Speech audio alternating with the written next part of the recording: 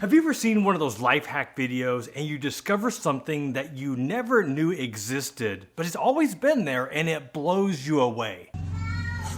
That's smart. That is crazy. That's smart.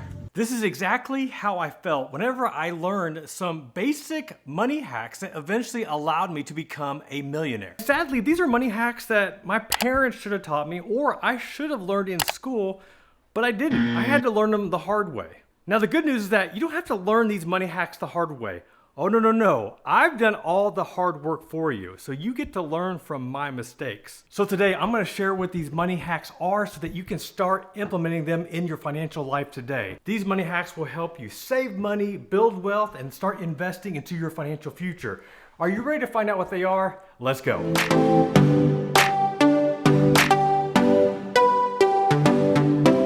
Let's go ahead and start with the first money hack, understanding the power of compounding interest.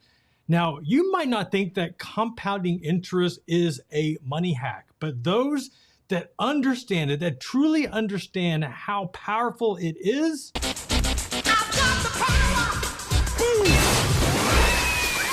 you already know you're on the fast track to millionaire status. So how powerful is compounding interest?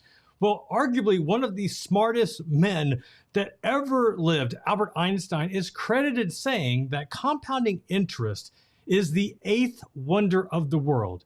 He who understands it earns it, and he who doesn't pays it. Now, I might not be the sharpest knife in the drawer, but if Albert Einstein is saying that I should be paying attention to compounding interest, Albert, I got you. Now, truth be told, I did not understand the power of compounding interest until I was in college. And even more sad that it wasn't until I was a junior in college. Now, I was a major in finance. I majored in finance. They better be teaching me compounding interest. So two things. One, thankful that they actually did teach me compounding interest. And two, thankful that I was actually paying attention and I wasn't snoring in class. So this was the chart that really opened my eyes on how compounding interest works. Take a look. Now, chances are you've seen some variation of this chart. The one that I had in college was a little bit different, but the same concept applies. So here we have Jack and Blake. Now, are they brothers? Are they friends? Are they together? We have no idea, but here's what we do know.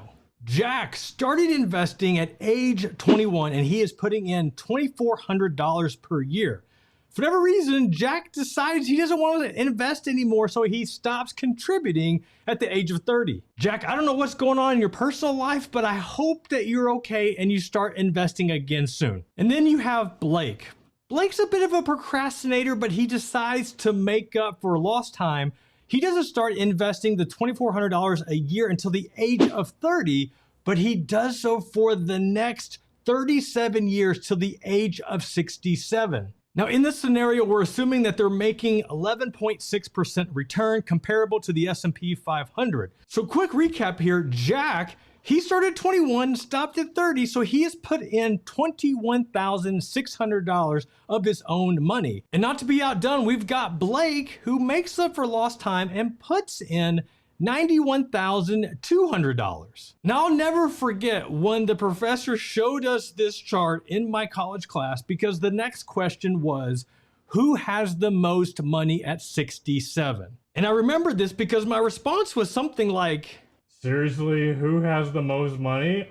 The one that put in 91,000. Who has the most money? I don't know, maybe the one that put in 91,000? Duh. Let's just say I'm glad that I did not say that out loud in class because it's not even close. Take a look. We got Blake. So Blake, even though he saved $91,000, almost $70,000 more than Jack, he has $1.48 million. Compare that to Jack, who started early and then was having some personal problems. Still praying for you, buddy.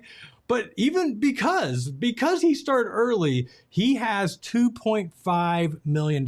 So over $1 million more. And that's why Albert Einstein was infatuated with compounding interest. The second money hack that I wish that I knew was setting a reminder to check my credit report.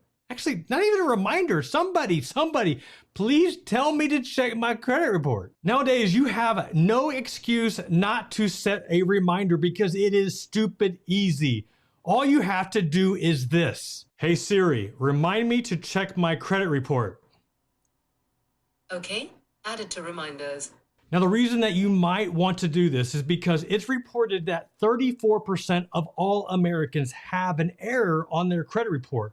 We're talking 1 out of every 3. And when I was much younger, I was one of these and I was completely oblivious. Short story is when I was living in California, I joined a gym. I was paying about $20 a month, but then I moved to the Midwest. And whenever I moved to the Midwest, there was no gyms of this franchise that were anywhere close. It was like a 6-hour drive to the closest location. I don't know about you, but I don't need to drive 6 hours to work these chest and buys. Have you seen these things? Woo. Now, for whatever reason, I thought that moving from California to the Midwest, that I didn't have to pay the gym membership and that wouldn't cause any issues. That was furthest from the truth. Turns out, when I finally checked my credit report, what I saw was that this gym was marking me as being delinquent. And one of the worst things that you can have on your credit report is not paying a bill. And that's what it was showing. So me being marked delinquent was killing my credit score. My credit score actually was in the lower 600s. Yeah, like that's how bad it was. Too bad. So when you set that reminder on your phone, go ahead and put the URL annualcreditreport.com because you can go there and get a free credit report. Now, prior to COVID-19 and the pandemic, you could only request 1 report per year, but now the reporting agency are allowing you to check your credit every single week. Now, does that mean that you need to check your credit report every single week? I think that is a bit much unless you have some sort of identity theft or you know that you have some issues with your credit. But for, say, normal people that you just want to find out how your credit is doing, if you check your credit report once a year, maybe twice a year, that should be just fine. All right, the third money hack that I wish that I knew was getting my rate legit checked verified. Ching! So what am I talking about here? Come over here and I'll explain. So anytime that you get a rate from a big company, when I'm talking about rate here, I'm talking about this could be a life insurance rate, it could be auto insurance, it could be your cell phone bill. Don't always assume that whatever price that they quote you, it's the best deal. I know you want to assume that everybody has your back and they have your best interest at heart, but don't forget they are a company and they are in the business of making money. Now, I have so many different examples of this, but I thought I would share one about a good friend of mine who is in the process of refinancing his mortgage. When interest rates dropped, he went to his bank and asked if they would be willing to refinance his mortgage. Now, this is the bank that he has been with for over 2 decades. So he thought, you know what? They know me. We've been working together. I'm sure they're going to give me the best rate, right? Remember, trust but verify. Now, he almost signed the paperwork, but he thought, you know what? Let me go ahead and check with a competitor to make sure that my bank that I've been with for over 2 decades is giving me the best rate. And guess what he found out? No surprise, this competitor was willing to give him a lower interest rate. In fact, they were going to give him 0.25% lower. Now, that might not sound like a lot, but when we're talking 0.25% on a $500,000 mortgage, that's around $20,672 in savings. So if he didn't get that verified, he would have paid, yes, $20,000 more. Don't accept that you have the lowest rate on anything. By doing a little bit of work, you could save hundreds or even thousands if you do a refinance. One big expense that most people don't think to do is to refinance their car loan. And that brings us to the sponsor of our video. Today's sponsor is AutoApprove, which is an online service that makes vehicle refinancing much more convenient and timely. They also never mark up rates, and that means all the extra money goes in your pocket and not the dealers or banks. Most people are paying too much on their vehicle loan, and since costs are on the rise everywhere, it's important to save money where you can. So how much can you save by refinancing your car loan with AutoApprove? Well, in 2021, AutoApprove customers saved on average $148 per month. So imagine having an extra $150 per month. Like, what would that do for you financially? I know for me, I'm either adding that money towards my retirement or I'm planning another epic family vacation. We're going to an all-inclusive resort. We're hitting the beach. We're going to have an amazing time. AutoApprove is your advocate, getting lenders to compete to get you the best deal. Not only will they save you thousands on your auto loan, but for anyone that refinances with AutoApprove and uses this unique link, they will send you $100 cash to your mailbox. Find out how much you can save on your monthly car payment. Get your free quote at autoapprove.com/JRose. Thanks again to our sponsor. Money hack number 4 is one that I desperately needed when I was in high school, even more so when I was in college. And this is doing a savings challenge. Now, there are quite a few different saving challenges that exist, but first, let's identify why this is so important. So the Federal Reserve Board does this study every single year, and back in 2021, they found that 35% of Americans could not afford a $400 expense, meaning that they didn't have any cash to pay for it. So the only way that they could pay for this expense was borrowing the money or using a credit card, or they just flat out couldn't pay it. Now that might sound mind-blowing, but that is the truth of the situation. We just have a lot of people that are struggling trying to make ends meet. So one of the ways that we can get around this is making saving fun. And I don't know if you could actually make savings fun, but I like making savings fun. And one way you could do that is through a challenge. I like a challenge. Now, why I needed this challenge when I was younger is because this is how I used to balance my checking account. I would go to the ATM, I'd take out some money, say $20, $40, and then when I got my ATM receipt, I would check the balance to see how much I had. And truth be told, I probably couldn't cover a $400 expense either. So when I first heard about these money saving challenges, especially this one, the 52-week savings challenge, I was all about it. So how does this 52-week savings challenge work? Well, it's actually pretty simple. See, you start off in week 1 and you save $1. Week 2, you save $2. Week 3, you save $3. Week 4, you save $4. And then you go through the entire year. So by the 52nd week, you got it, you saved $52. Now this challenge might sound hokey, but here's the thing. If you actually finish the challenge and do it for the entire 52 weeks, at the end of it, you're going to have over $1,378. Cha-ching, cha-ching. And we're not even factoring any interest earned. That's why I said you should have over $1,378. But at the end of 1 year, if you have another $400 expense that comes up, check it, you can pay in cash. Money hack number 5 was another one that I desperately needed, and you probably needed too.